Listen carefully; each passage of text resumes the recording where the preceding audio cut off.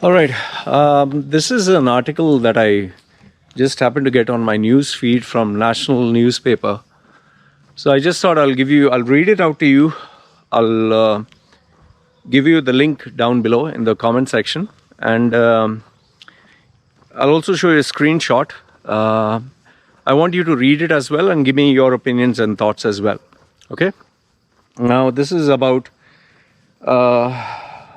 the title says Debt Panel.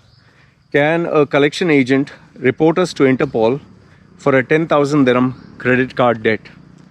Okay, 1 second. All right. So this is with regards to taking money from a bank or credit card in the UAE and not paying it back. Now, whether it's being unable to pay it back or running away with the money, or there are different reasons. But the bottom line is you took money and you didn't pay it back. Okay. So before I even do move into this article, I want to tell you my standard stance that I believe. If you take money, you have to pay it back. Whether it's from a bank, whether it's financial institution, whether it's a credit card, or whether it's a loan. Whether they charge you high interest, low interest, whether they charge you every month, every day, whether they charge you every minute or whatever. Okay, that doesn't matter because nobody put a gun to your head and forced you to do it. You took it with your own free will. So what I strongly believe is, if you are taking a loan with your own free will, irrespective of the circumstance, okay, mother has cancer, daughter had or son had an accident, or father had this or that, or you did it to save someone's life, or you did it because you loved someone, whatever is the reason, or you did it to help the poor, you took the money, you agreed to the terms and conditions, and now you need to pay it back. Whether it is they charge you hidden charges, whether they charge you every month, whether they charge you high interest, whether they charge you, okay, you have to pay this fine for closing the account, that doesn't matter. You took the money, you agreed to the terms and conditions, the fault is yours. So, and you have to pay it back. It's a very simple rule. You take money, you pay it back. Whether the UAE government is helping only Emiratis, that is a case of entitlement. You don't deserve anything from anybody. If someone does it for free, it's a different matter. So having said that, let's move on to what my thoughts are about this article. So here it says, the former UAE resident is now in India, but will be moving to a new country soon and is worried about being arrested. Okay. The fear is very real. And this is very common with quite a number of ex-Middle East expats. Whether you're from Saudi, Bahrain, Oman, wherever you are in the Middle East, if you have taken a loan and if someone files a police case on you, that means you are wanted. Okay?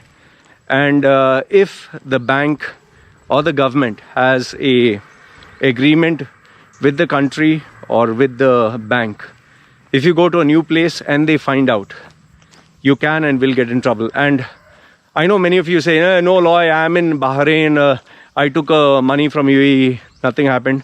Trust me when I say this, if someone complains, he took money from this country and ran away here, and if there's a branch of that bank, you will get in trouble. Or if UAE has a tie-up with that country and they agree, okay, whomsoever has taken money, bring them back. Now, obviously, they're not going to catch you for a small amount. But then again, what do you define as a small amount? 100 dirhams, 1,000 dirhams, 10,000 dirhams? You will not believe I've had emails. I've had messages of people who have told me that they took a very small amount. And they got into trouble. I even know of cases whereby... Why is this dog barking?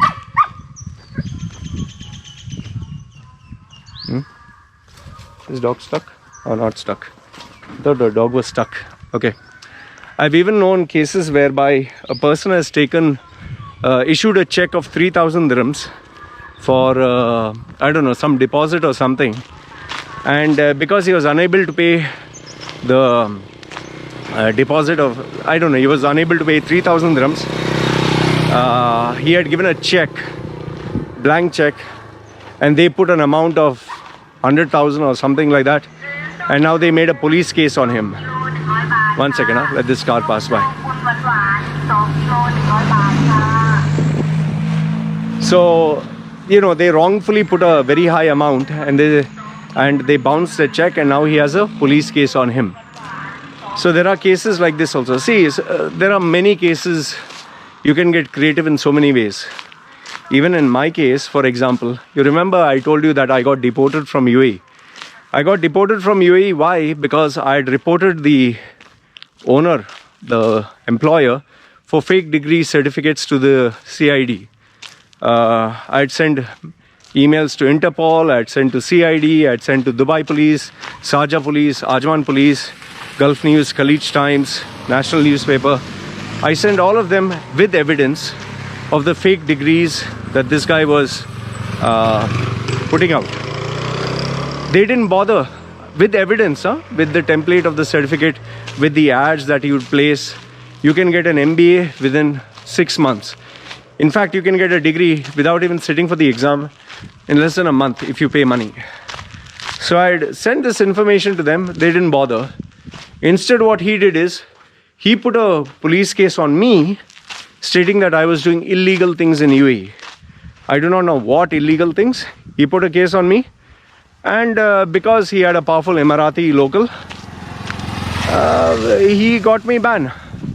See, this is the problem. When you have money and power, and you're an expat in a different country, if they want to fuck you over, they can do it easily. And remember, law, the judicial system, if they want to make your life complicated, all you got to know is the loopholes. For example, let me tell you this loophole in UAE. If the employer is powerful and he makes a case on you, he can make the case on anything that is not true. Anything. And once you get a police case on you, you cannot leave the country because they'll take your passport. You cannot join another employer. You cannot transfer a visa to another employer. You can't do anything. You're a sitting duck on water waiting to be shot.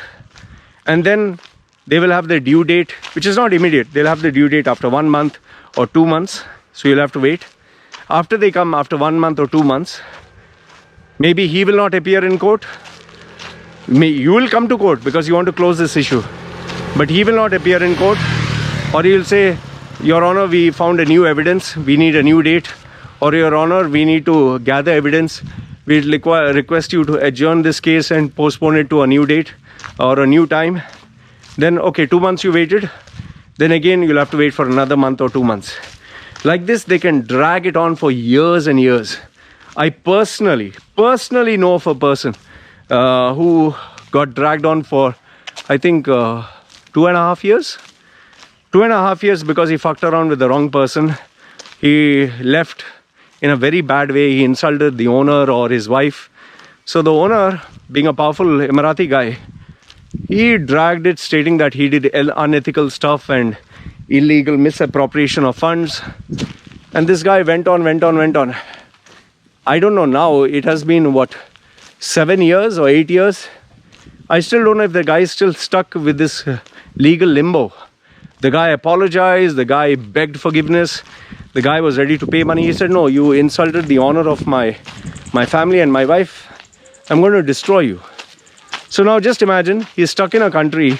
He can't leave the country. He can't exit the job. He can't take a new visa. He cannot work legally. And every time he's being called. In fact, this is another thing. They can put multiple court cases on you. And if it is a powerful Emirati, if it is a powerful Arab, do you know that if you insult an Emirati, or if you have a fight with an Emirati, or any Arab guy from Saudi, Bahrain, Qatar, Oman, anyone, they can put a false claim on you. And the thumb rule is, for an expat, you are guilty. Listen carefully, you are guilty until proven innocent. Listen to it again. You are guilty until you prove you're innocent. So let's say someone can put a case on you and say, you insulted Islam. and they have a post. Well, if it's an educated judge, they'll say, show me the post. If it's a not so educated judge, or it's someone who is friends with that guy and they want to fuck you over, they will just show maybe some post, or they'll bring some witness, or they'll bring, let's say for example, one of my ex-Emirati students, female, who was friends with for I think 2 years or 3 years. I was her mentor. Everything was fine. We took photographs together of holding awards. She literally acknowledged that I was her teacher, a mentor.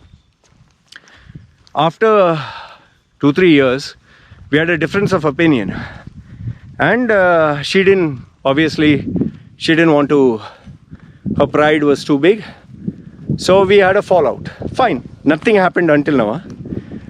So after we had a fallout, I stopped praising her, I stopped admiring her, I stopped posting anything about her on Facebook. One day, I praised her competitor. A competitor was a male. I admired his skills. I said he's amazing, and I talked highly about him. Now mind you, until now, see, I don't have to lie to you. Okay, I'm no longer in UAE. I don't need a vote of confidence, whether you want to believe me or not. I put a post praising him.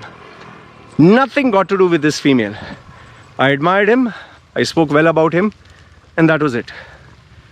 2-3 days later, I get a call from the police, the Dubai police, the station that is near World Trade Center. I get a call from him, please come down. We have a police case against you. I said, for what? He's saying, this is the lady. She claimed that you have insulted her. You have destroyed her reputation. You have talked bad about her. I said, but I didn't do it. No, please, sir. That person was polite. Please come down. We need to talk. I said, okay. I took all the email correspondence. I took all the Facebook posts. I took everything, and I went down there. After I went down there, the policeman, let me tell you, he was very polite, very well educated, very articulate in English, spoke well, but I was shit scared because I didn't know what the fuck is going to happen. So I sat down there, and he said, sir, he called me sir, he was respectful. Sir, I know that you are a good man. I know that you did not do anything bad, but I got this complaint from this lady, and she said that you have spoiled her name, you have insulted her. I said, but I have all this proof. He said, see, I know you are innocent, but as per our law, as per Sheikh, if anybody insult an Emirati, okay, remember this, huh? If anyone insult Emirati, especially lady, especially religion, especially if it is a local or a powerful local, even if you show proof, you will be in jail. So I said, what do you mean? I say, you will be put in jail until they withdraw their complaint. And if you want to take it to court, your passport, everything will be seized. You can't go anywhere. So I was shitting. I was like, what do I do? He's saying, if you can ask them to withdraw the complaint, you say sorry, and they say, okay, yalla, finish. So I said, please, can you put her online? I'll apologize immediately. Because, I didn't want fucking complications, man. I'm come there to earn money. So I put her on the phone, and she was on the phone speaker. There were 2-3 senior policemen. And I said, see, listen, I don't know what happened, but if I've hurt you, if I've insulted you, please, I apologize. Please don't destroy my life. I have a family. I have a life. So she said, Law, I trusted you. I believed in God. I believed in Allah. And you insulted me. You hurt me. My family respect God. She was simply making on a big fucking story. I don't know for what. People made fun of me. My reputation, respect got destroyed. My marriage was nearly going to get affected. It has affected my health. Blah, blah, blah, blah. She went on putting herself like a victim. I pleaded with her, begged her. I said, in the name of Allah, at least please forgive me. Allah says, please forgive me, please. Finally, thankfully, this is what I am grateful to her. She said, Yalla, okay, Loy, in the name of Allah, I forgive you because Allah is merciful. We Muslims forgive, blah, blah, blah. She went on. She told the inspector in Arabic, Yalla, okay, this, whatever. So finally, they took my signature on a couple of documents. They asked me to delete any kind of image or anything about her. So finally, fine, it was deleted. Okay. Now after all this got deleted, okay, it never existed. But this experience rattled me. So the point I'm trying to tell you here is, see, this is not to bash up UAE or every country has corruption. Every country has loopholes in the system. Every country has. USA is not perfect. You can sue anyone for defamation for any shit. India is not perfect. Pakistan is not perfect. You just have to Google search any law. Like in Pakistan, someone claims that you insulted the Prophet or claims that you desecrated the Quran. People can just jump and kill you and you can't catch anyone. In India, you had that guy. He's arrested for a joke he never made. In USA, you have, oh, he hurt my feelings. Or because of that, you're going to be sued for millions. Or she drank coffee and she burnt her lip. Or she sued McDonald's. So, this is not just me hating on UAE. It's everywhere. Now, so let's understand that no country is perfect. But the focus here is UAE. So what I'm trying to tell you is, be careful. Be careful where UAE is concerned if you're a UAE expat. Okay, so here it says, my husband was living and working in UAE in 2013, but he couldn't keep up with the monthly repayments on the credit card. The most dangerous financial instrument is a credit card. UAE has the highest credit card interest in the world. Don't take my word on it. Google search and you'll find out UAE has the highest interest in the world. It goes up to 66% or something like that. So for every 100 dirhams that you take, you pay 66 only as interest, recurring. So even if you have 1 dirham or 50 fils left, they will charge you on the principal amount. So if you have taken 10,000 and you pay 9,999.99999, but there's 0.1 left, you'll be charged for that. Okay. And they'll charge you not on that 1%, they'll charge you on that 0.1, they'll charge you on the initial amount. So clear everything, pay extra. That's what I tell people. Okay, credit card. The debt was 10,000 dirhams and he couldn't repay it, and the bank filed a police case and he was arrested. Just imagine, for 10,000 dirhams, which is hardly $2,500 or $3,000, you get arrested as a criminal. Okay. We were able to scrape some money together and make the payment towards his credit card, and this enabled him to return to India. But the case still remains on. Since then, I had an accident and it has created a huge financial crisis for our family. To make matters worse, a collection agent from India, from UAE, recently called my husband about the amount still owed on his credit card. The agent said they have handed my husband's case to Interpol and he would be arrested. This is a fear tactic which they give. For small amounts, they can't call Interpol. For, I think it is 200,000 and above, they can make a case. But now here's the problem. If you have given a blank check as security, they call it security check, which is illegal. They can put whatever amount they want on that, and there you get fucked. Okay.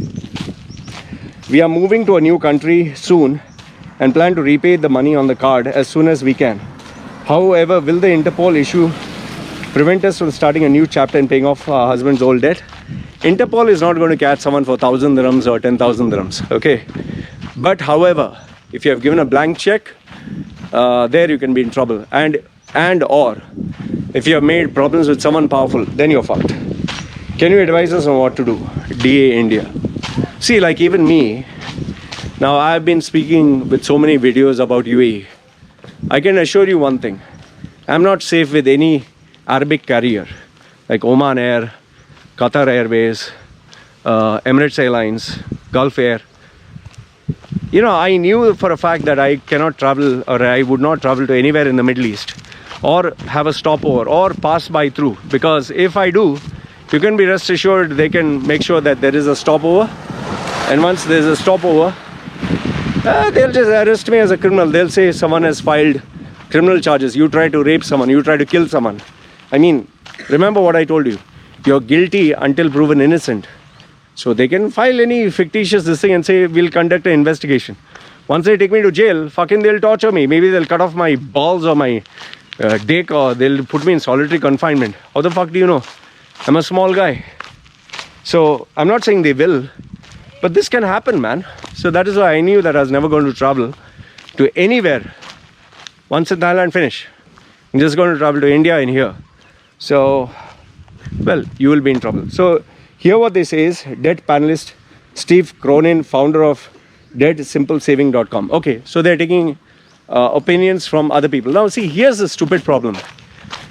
Instead of taking a proper opinion from the government, they have anybody giving an opinion. So you have 10 people giving 10 different opinions. So whom do you trust? Had the government given, okay, this is the legal law, we would know it clearly. And another problem with UAE is every person has his own version of the law. So who do you trust? There's nothing standard. And this is what makes it fucked up. So this guy says, debt panelist 1, your husband has already been arrested once for the situation. Since then, defaulting on a debt below 200,000 has been decriminalized. So I highly doubt your husband will be arrested again. He will be arrested if he comes back to UAE and he has a criminal case on him. Okay, irrespective, even if he was jailed once. I know this because a person who was a client of mine got arrested multiple number of times, not for a loan he took, but for the loan his company took. Why did he get arrested? Because he was a finance controller. Okay, so explain to me this. He didn't take the loan, the company took the loan, the owner, but he got arrested because he was a financial controller. Someone put a case on him. Debt collection agencies love to scare you because realistically they do not have much leverage over you. And if you're not based in the country, you're not resident of theirs. Here's another thing which they don't tell you. The debt collection agencies, if they have branches in India or branches in Philippines or in Pakistan, some of them have illegal ways of doing things. Coming up to your house, threatening you, even in some cases employing illegal guys. I know only of, I think, two cases where people knocked on the person's door, literally. So this is not from the air. This is clients who took my service who told me about it. So this is, believe it or not, this is a reality. Okay, you would have had more difficulties with an unpaid debt if you're moving back to UAE, which is true, but it seems you'll be working elsewhere. No, you don't have a green signal for that. If you go to a neighboring country that has strong ties with UAE and there is a branch of that bank in this new country, then you'll be fucked again. If you move to UAE, you may be fined on arrival and you'll not be able to get a residence visa via a new company until you had paid the fine, but you will not face this problem. Yeah, this is what he says. If you do face the problem, what do you do?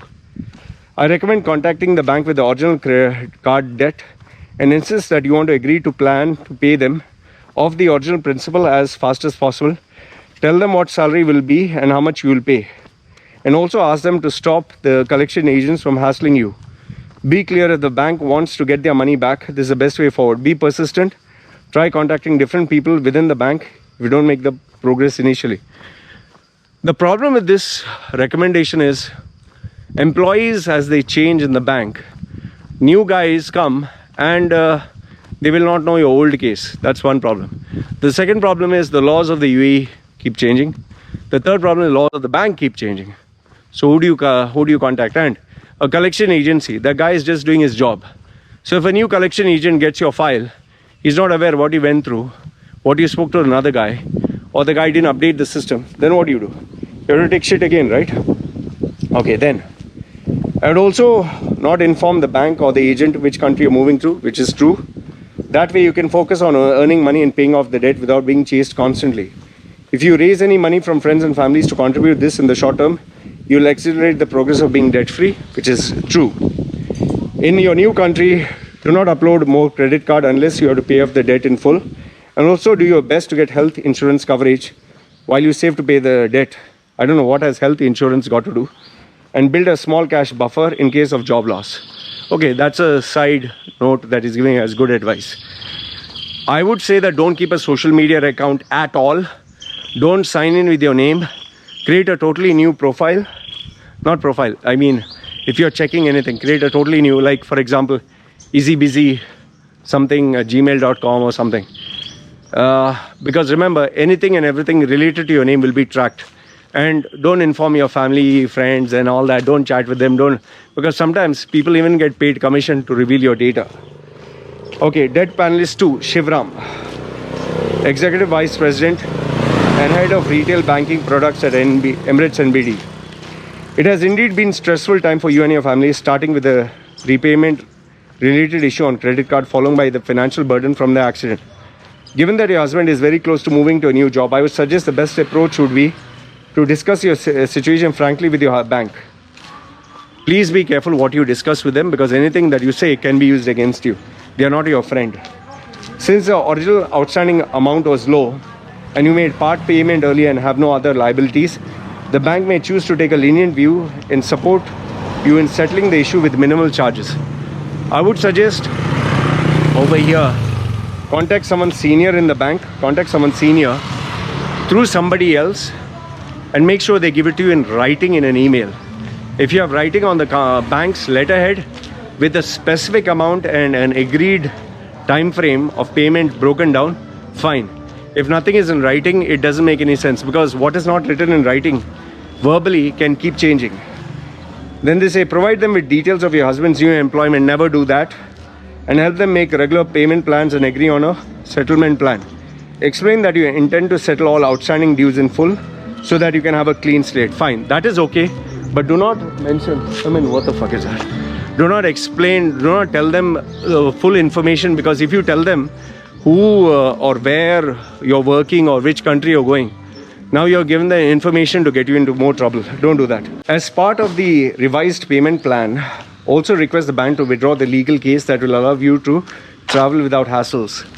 That is okay, but then again, if they ask you details when you're traveling, where you're traveling, that can be a problem.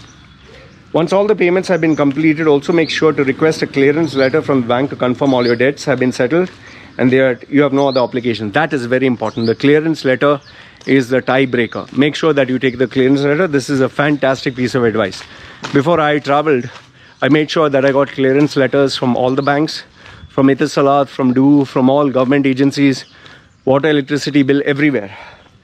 And also, if you can take a letter from the Dubai police or Sharjah police or whichever police of a good conduct certificate that you do not have any criminal case. This also I got, that you do not have any legal case, that you're a good citizen. Okay, I wish you all the best in arriving at a speedy resolution to your current financial predicament and with your move, so that you can make a fresh start. Fine. Now the third debt panelist is Carol Glynn, founder of Conscious Finance Coaching. Must be some coaching guru or something like that. Okay, let's see your opinion. It's great that you're willing to repay your debts, but it is no doubt very stressful to receive a phone call from debt collectors and also difficult to avoid. You must first confirm how much is owed. Credit card debt is very expensive and it amounts to likely having multiplied due to compounding interest. What the fuck, yeah, get to the point. Contact the bank that has issued the credit card to your husband. Ask them to confirm the amount due and negotiate a repayment plan with them. It may be difficult as a debt is old and you're outside the UAE. Try to negotiate repayment of an amount close to the possible original debt. You should also request evidence from Interpol case for the debt collection agency. It is unlikely that this was reported to make a repayment on a debt under 200,000 is no longer a criminal offense. Instead, it is now subject to financial penalties. The bank may have raised another police case against your husband, and this means he would be fined if he traveled to UAE. Also keep in mind, if you go to European countries or Western countries with the Interpol case, that can be a big issue, okay? Because when you're talking of going to Western countries and all that, I had one guy from Russia. He had a problem in a European country because Interpol had issued a red case or red card or red something on him. So be careful over there. That can be a major issue. Okay, next the person says is it possible to obtain a loan in India to clear the UAE debt? That also is a good idea. It's possible because many people have done that, especially with credit card. If you take a loan interest is low, credit card interest is high. Okay, can you borrow from a family? This again is a good idea, but then again, when you're in need, no family member helps you. It would be less stressful and cheaper to repay a personal loan or a family loan compared to an ever-growing credit card debt. Once you have repaid the debt, request a clearance letter from the bank This will provide evidence and reassurance that the debt no longer exists and there are no legal cases against you in the UAE. Ensure the credit card amount is cancelled as soon as the debt is repaid, and also get the confirmation in writing. That's the article. See, what I would suggest is make sure that the credit card is closed. See, if you can speak to the bank, someone who is at a position of authority, first make sure that the credit card is closed. Second, make sure that the credit card interest stops, because it'll keep going on and on and on. Make sure that it stops. Third one is negotiate for a better rate they can give you. Fourth one is tell them that you're going through financial problems or health issues or whatever. Consolidate the whole amount to a smaller amount and get a fixed repayment plan, like 3 months or whatever, specific. Next one is make sure that you take everything in writing, because if you don't have anything in writing, you can't pay. And keep in mind that laws change every time. Employees of the bank change every time. Bank policies change with time. So try to pay it as soon as possible. And like they said, if you can take a loan from locally, or you can take a loan from someone in the family, that will be much better. But most important is, do not tell them where you're going, what you're doing. Don't give them private details. Speak to them through someone else. And please, very important, don't have any social media presence. Once you decide to get out of it, just get out of it, never come back. Otherwise, it's going to fuck you over and it's going to cause you immense misery. Okay? And when you're speaking to someone, avoid taking advice from every Tom, Dick and Harry. I like the advice given by the second and third person, that was the head of the banking industry, because he at least has specific knowledge. And collection people, they just want to make you scared and afraid. But overall, I can tell you, Interpol is not going to arrest you for 10,000 dirhams. But if you're going to a European country, or if you're going to the West, and if they have made a false charge, and you have killed someone, or you have done something really big, or you have had a problem with someone who's powerful, then yes, you'll get fucked. So overall, this is what I would tell you. I don't know why people still take credit cards. Credit cards are the most dangerous instrument, even loans. And if you're an expat in a foreign country, please never take a fucking loan. Don't take a car loan, don't take a house loan, don't take a bank loan, don't take a credit, especially credit card. And never take anything that is being offered for free, or take now, pay later. Buy now, take. Whether it's a car, whether it's whatever, a purchase, laptop, even do Etisalat, they give you these phones, latest phones, and pay later. Trust me, that is a major way to get into serious trouble. Just don't. And most important, like I told you, clearance letter and a certificate of good conduct, of character, from Dubai police or Sharjah police or whichever emirate you stay. This is what I wanted to share with you. Let me know your thoughts in the comment section below. And remember, like what I told you, this is not for me to bash up UAE. Every country has its own loopholes, drawbacks, limitations. Every country. No country is perfect. But just keep in mind, you're an expat in UAE, and as a second-class citizen, you don't have any rights. So this is what I would like to share with you. Let me know your thoughts in the comment section below. It's me signing off. You guys take care.